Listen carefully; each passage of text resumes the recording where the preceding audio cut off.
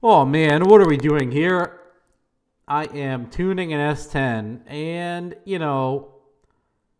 I guess I have stumped to new lows. Well, that's not particularly, accurate. Anyway, this guy reached out to me. He bought this car as is.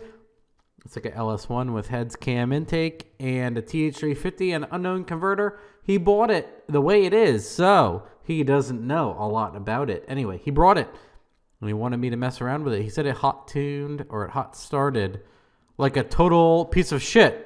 So I was like, well, maybe I can help you out. And it had a super old version of Holly on it. I couldn't even pull the tune off. I had to do a firmware update on the dyno, which is pretty much a huge pain in the ass because it eliminates all the old stuff that was on there originally. So I couldn't see anything that was left. So after a firmware update and some educated guesses, I loaded a stock ls1 tune-up that Holly had available for the version 5 firmware that I loaded.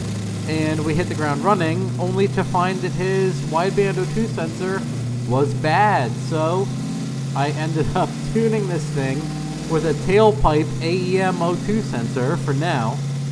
And he does plan to do a bunch of small mods. Let's wait for the horsepower pull here and then continue.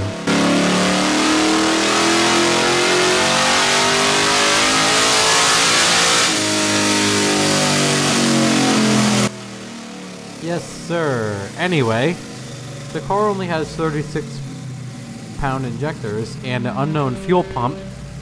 So it made 381 to the tire. And like I said to him, ethanol may be beneficial. Putting a flex fuel sensor on it will be nice too.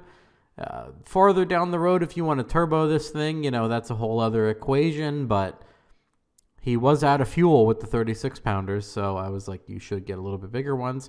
Might as well get fairly big ones and do E85 and content sensor and all of that stuff since it's more of a play vehicle than a daily driver. Anyway, he's going to do all that and bring it back, and we'll highlight the changes and what happened and everything else and give you the results.